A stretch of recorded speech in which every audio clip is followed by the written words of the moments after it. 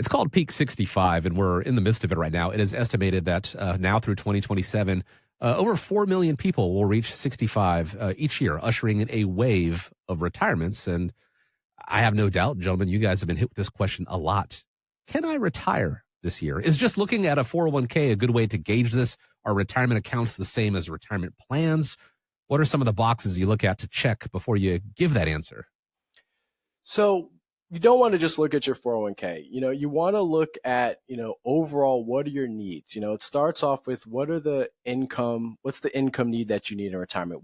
How do you want to maintain your lifestyle in retirement? And a lot of times that you want to maintain the lifestyle you're currently living. So whatever that number happens to be, we want to determine that. And then we want to kind of look at what are the income streams that you have coming in retirement. We know that you'll have Social Security. That's one. But then is there rental income? Do you have a pension? Is there a side business that you run? What other income sources do you have in retirement, and how are we going to meet those income needs? And then we can determine, based on what you've saved in retirement, looking at your portfolio assets, how much are you going to have to draw from those, if at all, to meet those retirement needs? And then is your money going to last throughout retirement? Because the last thing we want to tell somebody is you're okay to retire, but you run out of money at age 80, right? So we want to make sure those assets don't get depleted and that they can last you throughout your life in retirement. And then we account for certain things that may arise, like healthcare costs or going on vacation or things like that, emergencies. How do we determine that? So those are the big things we want to look at, and we want to look at the full picture when it comes to retirement plan, and not just what you have in your portfolio, but a full analysis on all the different streams of income and how do we meet those needs. I was actually talking with a client the other day that came in, and we were going through their accounts. They're actually a radio caller, and we were going through the analysis of, they were talking about retiring. They were a federal employee, so they were worried about all the changes arising. Mm-hmm. And they were asking about, we're not sure if we can retire. We've worked for a very long time. We've done a great job saving. They had about $1 million combined between the two of them, and they weren't sure if they would be able to retire because they'd hit the age where they were able to take the early retirement from the government. They're about 57 years old, and they were trying to figure out, can we make it in retirement, because they didn't think they had saved enough money. And, we were looking at the analysis, and I was talking to them, and, the gentleman had a pension. The wife did not have a pension. She worked for the private sector, but he had a pension, and then he had his TSP money. And I was going through the analysis with them, and I was explaining to them, based on the needs and what you've told me you need, about $80,000 a year for the rest of your life. And we do that as an after-tax money, and then we adjust for inflation as well. And I was looking at, their Social Security that they would get at age 62 between the two of them, and then also his pension. And with those numbers, they would be bringing in about $115,000 a year. And I was talking to them, and they were just baffled. They were so surprised that I was talking to them and letting them know that you guys are going to be okay and you can retire, and you're not even really going to touch these assets that you've saved up in retirement because of the pension. In the first few years, you'll need to, and they would get the Social Security supplement. But then after that, you're not really touching these assets, until RMD age. And that's where that tax planning aspect comes in. But they were so surprised. And the funny thing was, they didn't realize that their TSP was separate from the pension that he was going to receive. And they thought that the pension was the TSP, and that they were going to be drawing down the TSP, and that they weren't going to have enough money to retire, and that they weren't going to make it. And I kept explaining to them, no, that TSP is completely separate from the actual pension, the monthly annuity amount that you're going to be getting from the government. And that just goes to where you can't just look at the one aspect of it. You have to look at the full financial picture of what income you have coming in retirement, because at the end of the day, they were so happy that, now their minds were put at ease that they didn't have to retire, but if they needed to retire, they could retire at any moment, and they were going to be okay, and their assets were going to last them throughout retirement. Should it be more of a mentality rather than focusing on a number when it comes to retirement? Because obviously the balances in your 401ks, people look at that, and that kind of gauges where they are. Of course, as we talked about before, I apologize. That money's not entirely yours because there are taxes, but, should it be more of a focus on the income that generates versus that bottom line?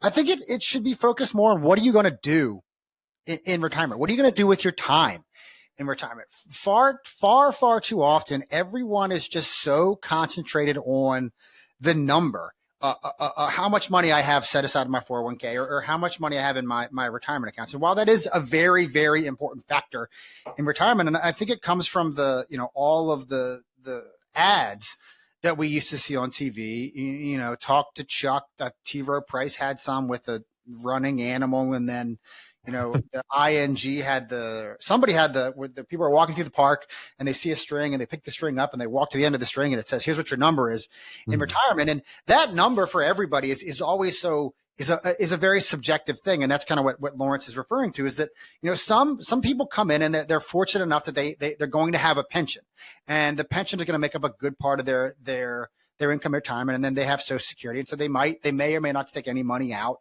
from their retirement account. But nobody ever really thinks about, what am I going to do on a Tuesday in retirement? Because it's not as if you retire on Friday, you have the weekend and then Monday comes around and it's the weekend all over again. Yeah, you can do nothing, but that can only last for so long. And I always use the analogy of the story of my father. He worked for UPS for 30 something years. And he decided that one day he just had enough. We ran all the numbers, said, between, your pension that you're getting and Social Security that you're going to be getting, all the income that you're going to have is coming in is going to be fine. If you're tired of it, just stop. You complain about it all the time, about how much stress you have on a day-to-day basis, how much certain people at the office ignore you. Just stop working. And that's what he did. And he's been retired now for probably 13 or 14 years at this point. And, when he first retired, he sat around and did nothing, rightfully so. He earned that right because of how much he worked. But it became a point, my mom was still working and she worked from home. He would get up, have his coffee, do breakfast, go through the mail, and then he would sit on the couch. And one day my mother said to him, is this what you're going to do all day? You can't play golf every single day in retirement. You can't ride motorcycles every single day in retirement. You have to find something to do, whether it's, clubs, associations, volunteer work, or getting a part-time job. That's what he chose to do. He chose to go get a part-time job in retirement to have something to do. And because we designed his income plan in such a way so that every single month, he and my mom have the amount of income coming in every single month, whether the stock market is up 10% or down 10%, they have the income that they need every single month. He is not out there working in retirement because he has to. He is out there working in retirement because he wants something to do with his time. And he's had about 6 or 7 different part-time jobs because these companies realize they have a worker who's responsible. They have a worker who shows up to work, someone who takes initiative, a worker that is worthwhile, and they start to give him more and more responsibility. And as soon as it gets to the point where he has too much responsibility, too much to worry about, he says, that's it. I quit. That's not why I'm here. I am here because I need to get out of the house so that way my wife doesn't kill me and our marriage survives. And that's not the situation for everybody. But, a lot of people don't think about what it is that we're going to be doing in retirement. They just focus so much on what that number is. And the beautiful thing about working with financial planners like myself and our team here at Prostatis is we have seen all different types of retirement goals, retirement plans, income desires. I have clients that say, I need $3,000 a month to live on. I have other clients that say I need $25,000 a month to live on. Retirement for everybody is such a subjective number that you shouldn't be so hyper-focused on that. What I encourage you to do is sit down and think about how much money do I need to live on in retirement. And just because you retire doesn't mean your lifestyle should change in retirement. Think about how much you're spending right now every single month while you're working. Well, that's the number we should be shooting for in retirement. And then it's just a simple math calculation from there. If you're lucky enough to have a pension, how much of that pension takes up that income need? If you're going to get Social Security, how much of your Social Security takes up that income need? Whatever else is not covered by Social Security or pensions, well, that is how much income we need to produce. And take the time to give us a call at 866-597-1040, 866-597-1040, and sit down with Lawrence, myself, Catherine, Sam, Faisal, and our team here at Prostatis, and let us put together that income stream that income plan that shows you here's exactly where your income is going to come from on day one. Here's where it's going to come from 10 years in retirement, 20 years in retirement.